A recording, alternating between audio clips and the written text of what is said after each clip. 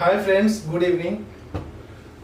आज मैं इस वीडियो में आपको कोई सिलेबस से रिलेटेड डिस्कशन नहीं करूंगा, कोई टॉपिक्स के बारे में नहीं बताऊंगा, कोई भी स्टडी मटेरियल, कोई भी स्टडी से रिलेटेड टॉपिक के बारे में नहीं बताऊंगा।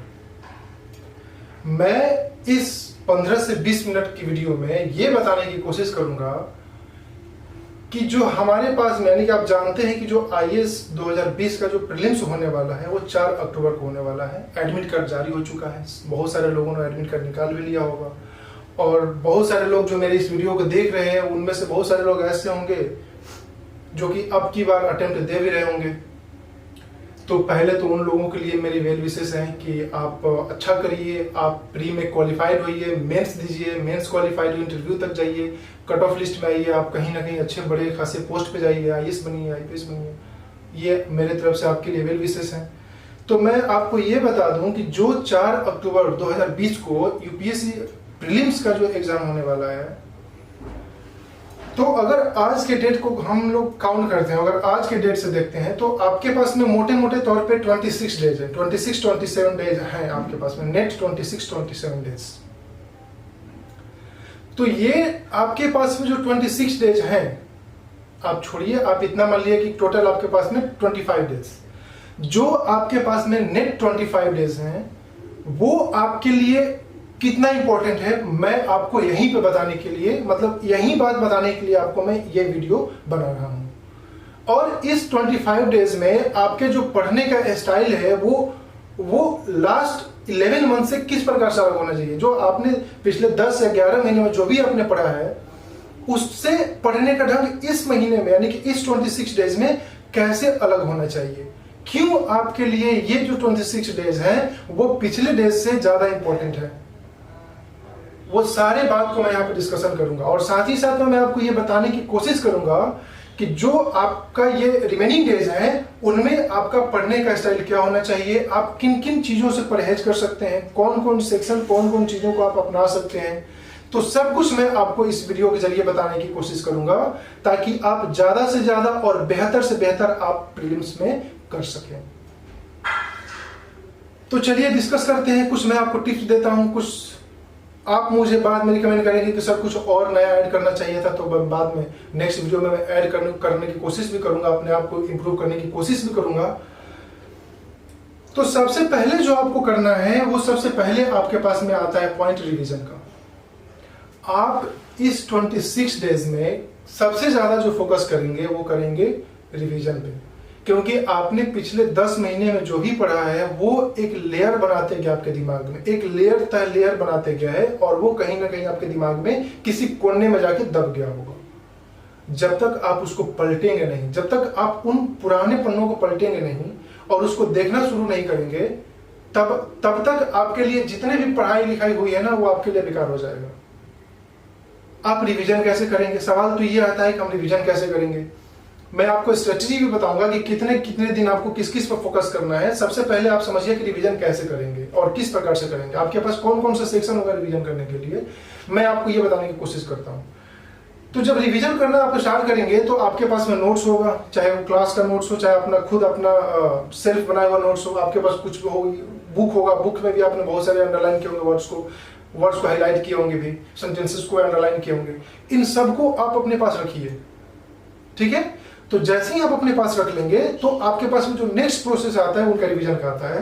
तो आप मान लीजिए कि हिस्ट्री को उठा कर रखे हैं, तो हिस्ट्री में आपको एंशिएंट हिस्ट्री कवर करना होगा। आप एंशिएंट हिस्ट्री में हाइलाइटेड वर्ड्स जैसे कि हड़प्पा से कौन सा था, वैदिक सिविलाइजेशन में लेटर अर्ली में क्या था, बुद्धिज्म जैनिज्म से रिलेटेड क्या था, फिर उनके अंदर में उसके बाद में जब आएंगे हम महाजनपदा के बारे में क्या था। तो ऐसी जितने भी इंपॉर्टेंट सेक्शन है एंशिएंट हिस्ट्री में, उनसे रिलेटेड जितने भी हाईलाइटेड वर्ड्स हैं, हाईलाइटेड सेंटेंस है, उनको आप कवर करिए, हाइलाइटेड कॉन्सेप्ट्स को कवर करिए। देन आपके पास में आता है जो वो होता है मेडिएवल हिस्ट्री। तो मेडिएवल हिस्ट्री में भी आपको यही अप्रोच अपनाना पड़ेगा कि कौन कौन सा सेक्शन, कौन कौन सा जो सेंटेंस है और जो वर्ड है वो ज्यादा क्लिक करने वाला वर्ड है, जो हाइलाइटेड वर्ड्स हैं, हाइलाइटेड टर्म्स, उनको आप कैच करिए, उसको बार बार रिपीट करिए, कैच करिए। और खास करके मेरा यहाँ पर सजेशन होगा कि जब आप मेडिएवल हिस्ट्री पढ़ना शुरू करेंगे तो उसमें आप सबसे ज्यादा फोकस करेंगे आर्ट एंड कल्चर वाले सेक्शन पे और कॉन्सेप्ट पे कि उनमें यानी कि मेडिएवल हिस्ट्री में यानी कि मेडिएवल सोसाइटी में क्या क्या ऐसे चेंजेस आया जो कि मॉडर्न में आज वो प्रचलित है, जो कि मॉडर्न के लिए बेस बना था। तो इन चीजों से रिलेटेड हाईलाइटेड टर्म्स को फैक्ट को कवर करिए और आर्ट एंड कल्चर से। देन आपके पास में आता है modern history, ancient modern history. तो हिस्ट्री में जो सबसे ज्यादा इंपॉर्टेंट सेक्शन हो जाता है यूपीएससी के पर्सपेक्टिव से, प्रीलिम हो या मेन हो, तो वो होता है मॉडर्न हिस्ट्री का section and art and culture का सेक्शन। तो मॉडर्न हिस्ट्री में आपको वही अप्रोच अपनाना पड़ेगा। मॉडर्न हिस्ट्री को आपको दोनों से ज्यादा थॉरली पढ़ना पड़ेगा। थॉरली पढ़ने का मतलब थॉरली रिवीजन करना पड़ेगा।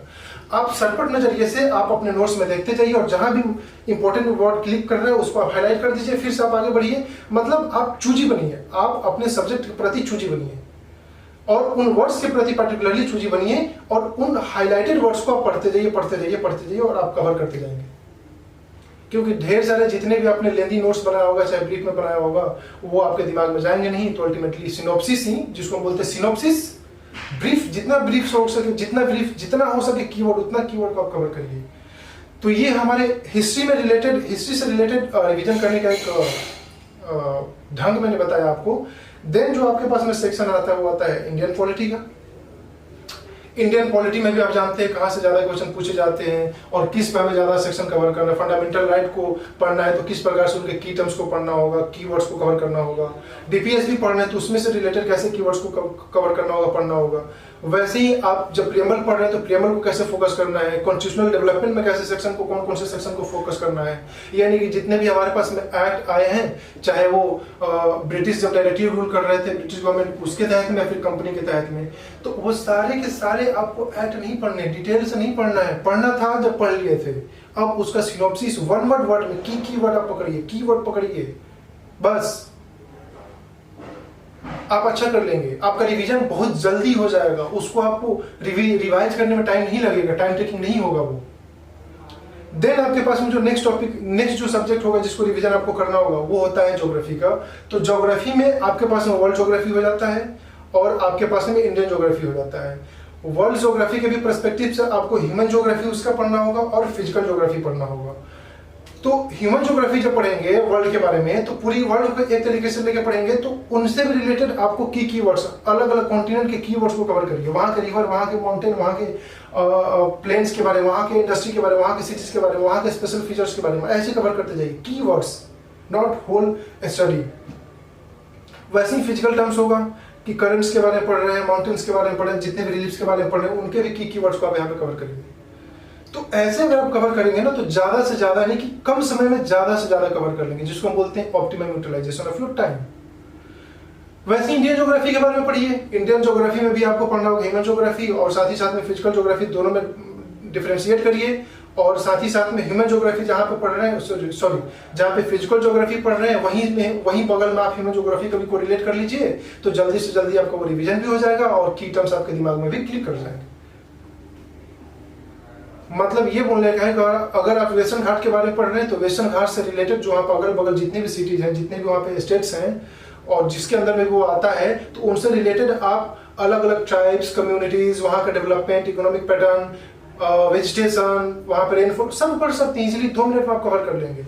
आप इस पर्सपेक्टिव से मत पढ़िए कि मैं अभी जो पढ़ रहा हूँ वो केवल फिजिकल पढ़ रहा हूँ और बाद में ह्यूमन पढ़ूंगा। ऐसा करेंगे तो फिर आप कंफ्यूज कर जाएंगे। आप दोनों के साथ में लेके चलिए और दोनों का कीवर्ड्स पकड़ के चलिए, तो आप जल्दी रिवीजन कर लेंगे। तो ऐसे हिस्ट्री, ज्योग्राफी, पॉलिटी आप इजिली कवर कर लेंगे। देन आपके पास में आता है इंडियन इकोनॉमी। इंडियन इकोनॉमी का सेक्शन पिछले साल अगर आप देखेंगे यूपीएससी का पेपर पिछले साल का, तो आपको पता चलेगा कि जो इंडियन इकोनॉमी का सेक्शन है वो आपके लिए कितना इंपॉर्टेंट हो जाता है। तो थोड़ा सा आपको इसमें सतर्कता बरतनी होगी रिवीजन करते समय। आप इसको सरपटे नजर से नहीं देख के छोड़ सकते हैं, आपको समझना होगा, आपको उस पर थोड़ा सा कंसंट्रेशन बढ़ाना होगा। मेरे ख्याल से आपको उस पर थोड़ा सा कंसंट्रेशन बढ़ाना होगा और रिवीजन उससे वैसे ही करिए जैसे मैंने बताया, लेकिन आप थोड़ा उसको कंसंट्रेट करके, थोड़ा डीपली कंसंट्रेट करके अच्छा कर लेंगे। चाहे आप प्लानिंग के बारे में पढ़ रहे हैं, चाहे मॉनेटरी सिस्टम के बारे में पढ़ रहे हैं, चाहे फिजिकल पॉलिसी के बारे में पढ़ रहे हैं, चाहे इन्फ्लेशन हो, चाहे डिफ्लेशन हो, कोई भी पढ़ रहे हैं, तो उसके बारे में आपको थोड़ा सा सतर्कता बरतना होगा और करंट एस्पेक्ट को भी आपको उसमें लेके चलना होगा। देन आपके पास में जो सेक्शन नेक्स्ट आती है वो होता है आपके पास में इंटरनेशनल रिलेशन का। इंटरनेशनल रिलेशन में आपको रिवीजन करने में ज़्यादा टाइम नहीं लगेगा, 3 से 4 घंटे में भी आप बहुत अच्छे से उसको रिवीजन कर लेंगे, क्योंकि बहुत सारे ऐसे नोट्स आते हैं, बहुत सारे ऐसे कोचिंग से, बहुत सारे मार्केट में अवेलेबल सोर्सेस हैं, नोट्स हैं, जो कि आप इजीली लेके मोटे तौर पे मतलब कि 4 से 5 घंटे नहीं लगेंगे, 3 से 4 घंटे में ही आप कवर कर लेंगे बस। देन जो आपके पास में नेक्स्ट आपके पास में टॉपिक हो जाता है वो एनवायरमेंट एंड इकोलॉजी का। एनवायरमेंट एंड इकोलॉजी का क्वेश्चन हमेशा से, एनवायरमेंट एंड इकोलॉजी का जो टॉपिक है वो हमेशा से यूपीएससी के लिए इंपॉर्टेंट रहा है। तो आप इस सेक्शन को इग्नोर नहीं करेंगे, आप इसको अच्छे से रिवीजन करेंगे। आप सेक्शन वाइज करके रिवीजन करिए, बायोडाइवर्सिटी के बारे में रिवीजन करिए, इंडेंजर्ड स्पीसीज के बारे में रिवीजन करिए, साथ ही साथ में पोल्यूशन से रिलेटेड मैटर पर रिवीजन करिए, कोरल रीफ से रिलेटेड मैटर पर, मतलब आप रिवीजन करिए तो उसको करिए कि हाँ मेरे पास में कुछ ऐसे वर्ड्स हैं, कुछ ऐसे क्लिक करने वाले वर्ड्स हैं जिसको कि हम पकड़ के एग्जाम में अच्छा कर लेंगे, ताकि वहां पर मुझे कंफ्यूजन ना होना पड़े कि तो मैंने पढ़ा ही नहीं था। वैसे ही आपके पास में आर्ट एंड कल्चर का सेक्शन आ जाता है। जो आर्ट एंड कल्चर का सेक्शन होता है, तो आर्ट एंड कल्चर के सेक्शन कोई अलग से तो होता नहीं है कि भैया मैं आर्ट एंड कल्चर अलग से लेके बैठने पड़ेंगे, मतलब बैठ के पढ़ने के लिए। तो जो आर्ट एंड कल्चर में आपको अप्रोच अपनाना होगा पढ़ने के लिए, वो ऐसा होगा कि आप जब भी एंशिएंट हिस्ट्री पढ़ना शुरू करेंगे, चाहे मेडिएवल हिस्ट्री पढ़ना शुरू करेंगे या फिर मॉडर्न हिस्ट्री पढ़ना शुरू करेंगे, तो उसी से रिलेटेड आपको आर्ट एंड कल्चर भी कवर करना होगा। ये नहीं कि हमने वहां पे केवल उसी से रिलेटेड टॉपिक पढ़ा और बाद में आर्ट एंड कल्चर वाले सेक्शन को कवर करना शुरू किए।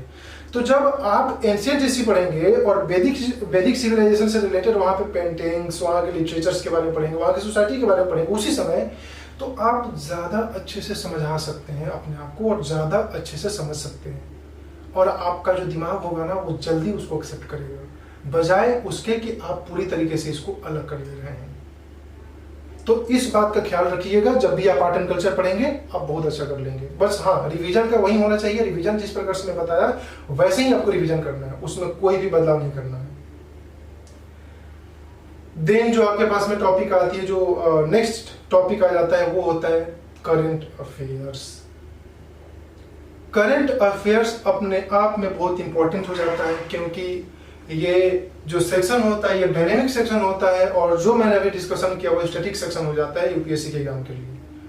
तो करंट अफेयर पढ़ने का आपका क्या माइंडसेट होना चाहिए, एक तरीके से बोल सकते हैं माइंडसेट, या फिर आपका पैटर्न होना चाहिए, ये बहुत मायने रखता है। क्योंकि करंट अफेयर में सब कुछ करंट ही तो है, आज से पहले जितने, मतलब हर एक दिन जो भी हो रहा है वो तो करंट ही होता है, लेकिन आपको पढ़ना क्या है ये आपके लिए बहुत मायने रखता है। देखिए यूपीएससी के पर्सपेक्टिव से लिए जो मेरे हिसाब से करंट अफेयर आपको पढ़ना होगा वो क्या क्या होगा, आप मोटे मोटे पहले टॉपिक को देखिए कि मोटे मोटे तौर पे कौन कौन से हमारे यहाँ करंट अफेयर बना सकते हैं, मतलब यूपीएससी के एग्जाम में करंट अफेयर क्रिएट कर सकता है। उसमें जो आएगा ना वो होता है पहली बात की जो भी न्यू पॉलिसीज आई हैं और जो भी न्यू स्कीम्स आई हैं वो आपका करंट अफेयर हो जाएगा। Then international events and international agreements, ये तो दो सेक्शन आपके लिए मोटे मोटे तौर पर दिख रहे हैं कि जितने भी इंटरनेशनल एग्रीमेंट हुए हैं पिछले साल, मतलब एग्जाम से पहले तक, और जितने भी इंटरनेशनल इवेंट्स हुए हैं जो भी इंपॉर्टेंट है वो सबको आपको कवर करना होगा, और कैसे किस प्रकार के इंटरनेशनल इवेंट्स और इंटरनेशनल एग्रीमेंट्स के बारे में पढ़ने हैं वो आप पिछले पेपर देखेंगे तो आपको हो जाएगा, अभी मैं बताऊंगा आपको।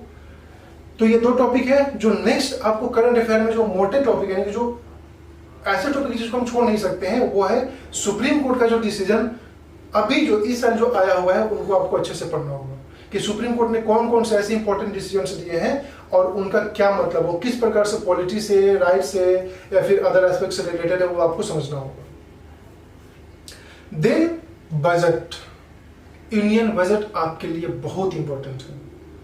करंट अफेयर का मतलब ये नहीं हुआ कि आप ये समझ लेंगे कि हाल ही फिलहाल में मोदी जो है ना वो कौन से देश के टूर पे गए थे, ये आपसे एसएससी में पूछ सकता है, लेकिन आईएएस में ये नहीं पूछेगा कि हाल ही फिलहाल में अभी कुछ ही दिन पहले मोदी किसी देश की यात्रा पर गए थे, उनमें से कौन सा देश है, ऐसा नहीं पूछेगा।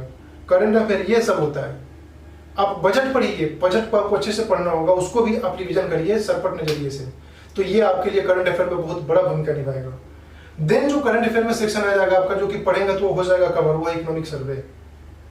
आप इकोनॉमिक सर्वे पढ़िए, वही तो करंट अफेयर है आपका। आप पढ़िए इकोनॉमिक सर्वे, तो जैसे ही आप ये कवर कर लेंगे तो भी आपका इकोनॉमी से रिलेटेड सेक्शन जो है करंट का वो कवर हो जाएगा, और साथ ही साथ में कुछ ऐसे न्यू एस्पेक्ट मिल जाएंगे जो कि मनी से डिप्रेसिएशन या फिर इकोनॉमी में जो भी आज डिफ्लेशन या फिर स्टैग्नेशन चल रहा है वो आप कवर कर लेंगे। नेक्स्ट जो आता है वो India year book.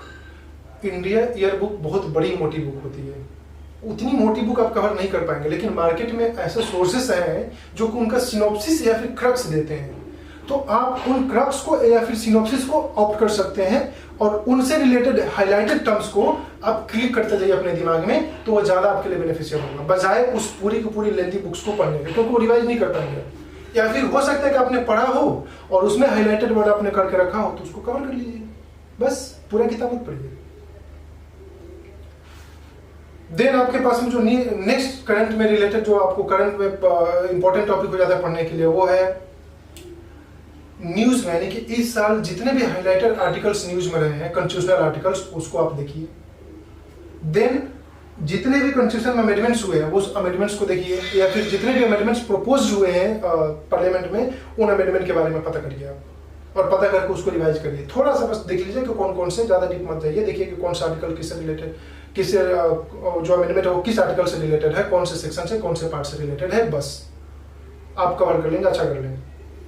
Then 15th finance commission के बारे में बिल्कुल ही पढ़ के जाइएगा। 15th फाइनेंस कमीशन आपके लिए बहुत बड़ा माइलस्टोन हो सकता है, क्योंकि इससे क्वेश्चन पूछे जा सकते हैं, क्योंकि 14th फाइनेंस कमीशन से क्वेश्चन पूछे थे, तो हो सकता है कि इससे भी क्वेश्चन आपको पूछे जा सकते हैं। नेक्स्ट रिपोर्ट, जो भी इंटरनेशनल रिपोर्ट्स आए हैं, इंडिया में जितने भी रिपोर्ट्स आए हैं इंपॉर्टेंट रिपोर्ट्स, उन सारे रिपोर्ट्स के बारे में आपको keywords, highlighted terms, highlighted concept पता होनी चाहिए।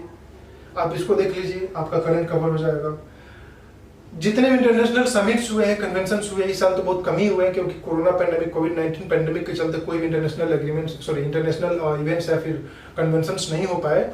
तो लेकिन आपको याद रखना होगा कि कुछ कुछ तो हुए थे ना, उन कुछ को याद रखना होगा, या फिर जो और भी वर्चुअली हुए हैं कन्वेंशंस, उनको आपको फोकस करना होगा।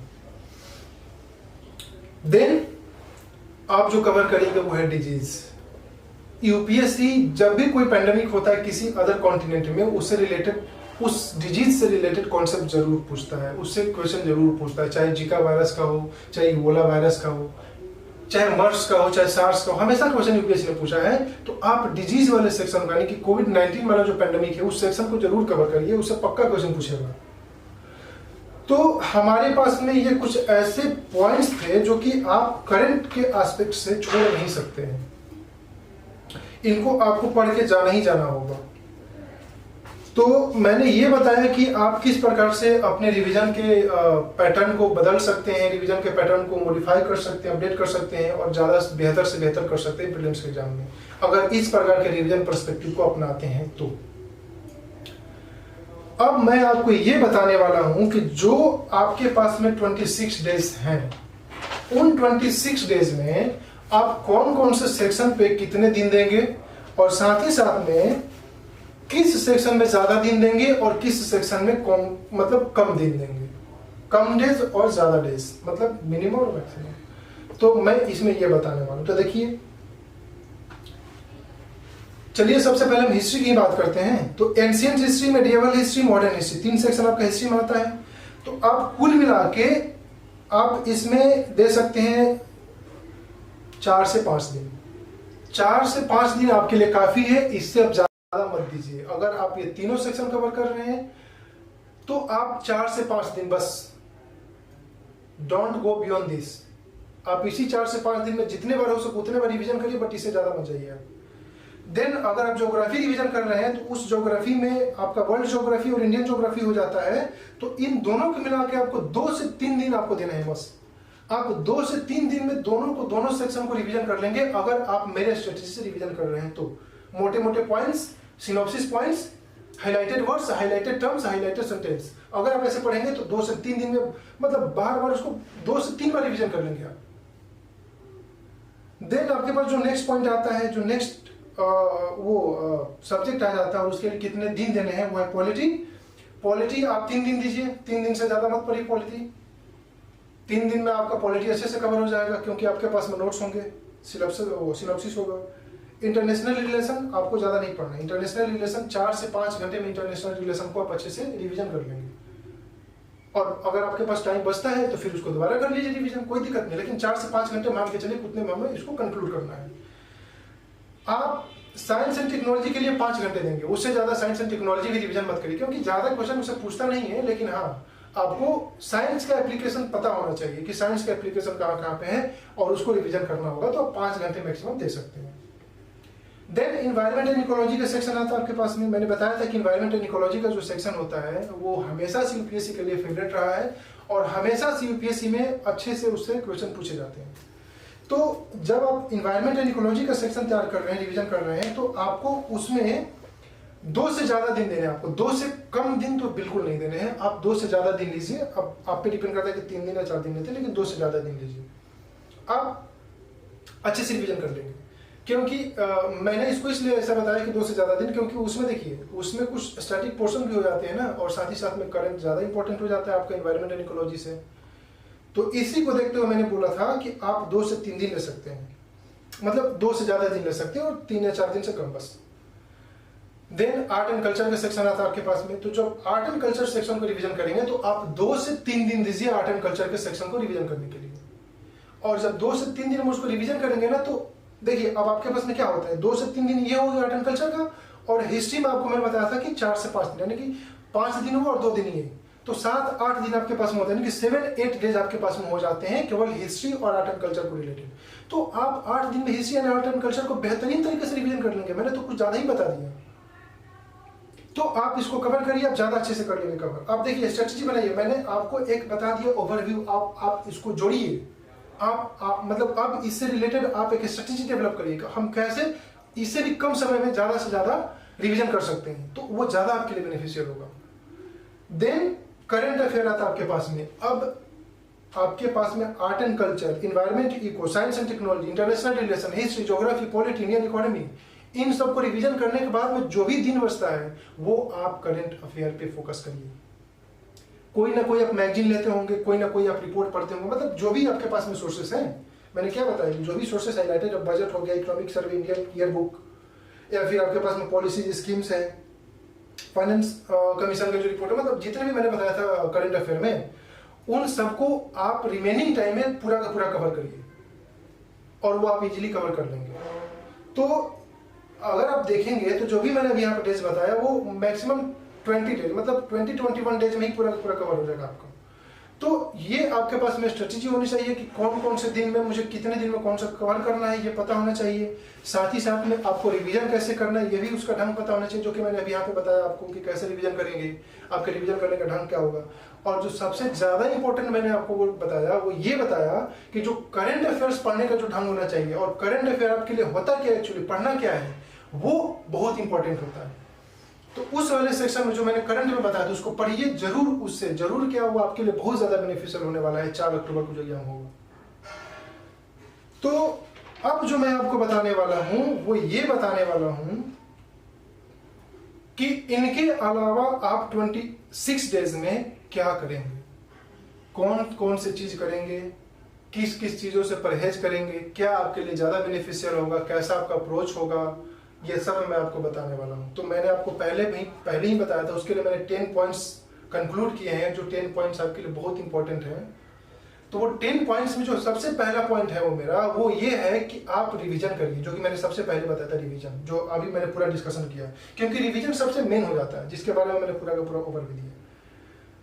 देन आप क्वेश्चंस प्रैक्टिस करिए, चाहे प्रीवियस ईयर का क्वेश्चन पेपर हो, चाहे डिफरेंट इंस्टीट्यूट जो होते हैं वो आपको प्रोवाइड कराते हैं, उनके क्वेश्चन पेपर को लगाइए, आप बस क्वेश्चन पेपर लगाइए, प्रैक्टिस करिए। दूसरा आपके लिए इंपॉर्टेंट टर्म्स, जो थर्ड इंपॉर्टेंट पॉइंट है वो ये है कि आप टाइम मैनेजमेंट सीखिए। आप क्वेश्चन लगा रहे हैं तो आप रैंडमली बैठ के मत लगे, खा रहे हैं, पी रहे हैं, कॉफी पी रहे हैं और 3 घंटे 4 घंटे की पेपर को लगा रहे हैं, नहीं। आप टाइम बाउंड बनिए, टाइम के प्रति आप क्या होइए, लॉयल होइए कि मुझे 2 घंटे में करना है तो मुझे 2 घंटे में ही उस क्वेश्चन पेपर को लगाना है। उसको 2.5 घंटे 2 घंटे 10 मिनट 5 मिनट 1 मिनट मत ले जाइए। जो मेरे पास में जो 4th पॉइंट है, जो कि मैंने 4th पॉइंट बताया है कि 4th पॉइंट क्या होना चाहिए, वो ये है कि आप ज्यादा लालची मत बनिए। मतलब आप कभी भी 100% के चक्कर में मत पड़िए। आप ये मान के चलिए कि मुझे 60% या 70% ही कवर करना है, लेकिन वो 70% और वो 60% रियल का होना चाहिए, नेट होना चाहिए। अगर आपने 60 क्वेश्चन किया तो उसमें से 2, 3 या 4 क्वेश्चन ही गलत हो, ऐसा मान के चलिए। ये ना कि 60 किया और उसमें से 20 क्वेश्चन गलत ही हो गए, ऐसा नहीं। आप नेट बनिए, एक्यूरेट बनिए और 100% के चक्कर में कभी मत पड़िए। नेक्स्ट जो मेरा 5th पॉइंट है वो ये है कि कभी भी अपने कॉन्फिडेंट को लूज मत करिए।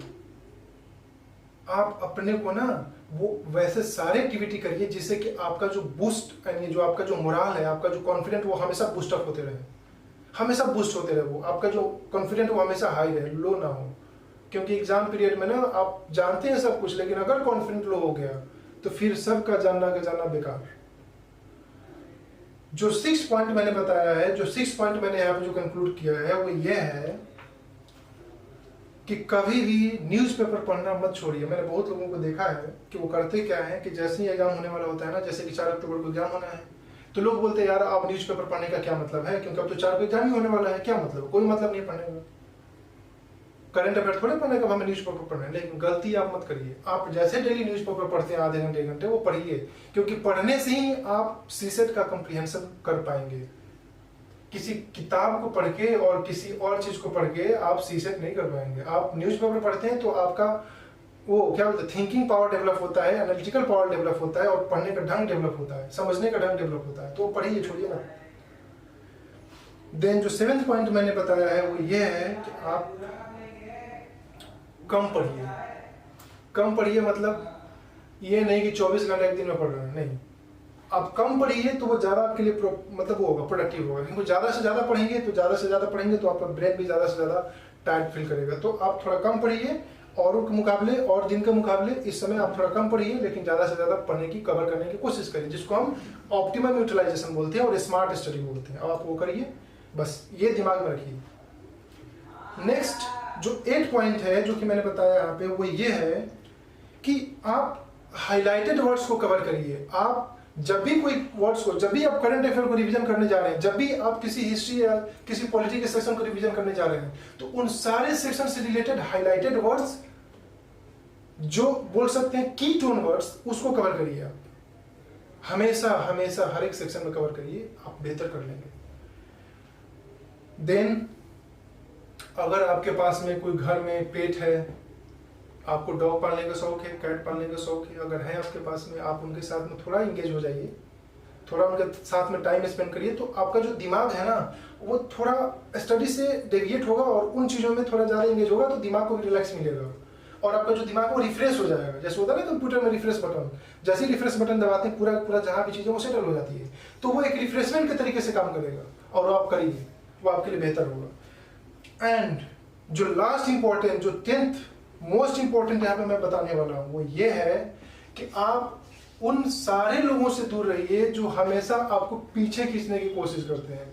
भैया ऐसा है, तू इस बार भी प्री नहीं निकाल पाएगा। आप ऐसे लोगों से दूर रहिए, क्योंकि जब आप ऐसे लोगों से दूर रहेंगे ना, तो जो आपके अंदर में जो वो कॉन्फिडेंट वाली भावना है वो और बढ़ेगा, बल्कि वो घटेगा नहीं, बढ़ेगा वो। जैसे मैंने बहुत लोगों को देखा है कि यार तुम्हारा तो 2 बार प्री नहीं निकला, अब की बार भी नहीं निकलेगा। तो ऐसे बोलने वाले जो लोग हैं ना, उनसे दूर रहिए। क्या पता यहाँ पे ऐसे लोग हैं जिन्होंने कि 4 और 5 बार प्री दिया, नहीं निकला, लेकिन लास्ट अटेम्प्ट में प्री, मेंस इंटरव्यू सब क्वालिफाई कर लिए। तो प्लीज आप वैसे लोगों से दूर रहिए जो एग्जाम पीरियड में आपको डिमोरलाइज करने की कोशिश करते हो, आपको लो फील कराने की कोशिश करते हो, आपको पीछे खींचने की कोशिश कर रहे हो। तो अगर आप इन सब लोगों से दूर रहेंगे तो आपको ज्यादा से ज्यादा बेनिफिशियल मिलेगा, ज्यादा से ज्यादा बेनिफिट मिलेगा, आप अच्छे से मतलब एग्जाम कर सकते हैं क्वालिफाइड। तो ये कुछ स्ट्रेटजी थी हमारी, ये कुछ ऐसे टिप्स थे जो कि आपको प्रीलिम्स के पर्सपेक्टिव से ज्यादा इंपॉर्टेंट हो जाते हैं। इन 26 डेज में आपके लिए बहुत ज्यादा इंपॉर्टेंट हो जाता है ये सारे के सारे पॉइंट्स। तो प्लीज आप मुझे मेरे कमेंट बॉक्स में जाके बताइए, मेरे चैनल पे जाइए, उसको सब्सक्राइब करिए, आप मेरे वीडियोज को देखिए, और जहां भी लग रहा है कि मुझे कुछ सुधार करना है, मुझे आपको कुछ और देने की कोशिश करना है, मैं उतना नहीं दे पा रहा हूं जितना देना चाहिए, क्योंकि मैं भी अभी सीख ही रहा हूं। तो प्लीज प्लीज मुझे सजेस्ट करिए, मुझे बताइए, मैं इंप्रूव करूंगा। वैसे भी मैं अपने आप को डेली इंप्रूव करता हूं। जो भी मैं आपके पास मैं बताता हूँ उसका कहीं ना कहीं कोई ना कोई सोर्स है जो कि ऑथेंटिक है। तो प्लीज आप ये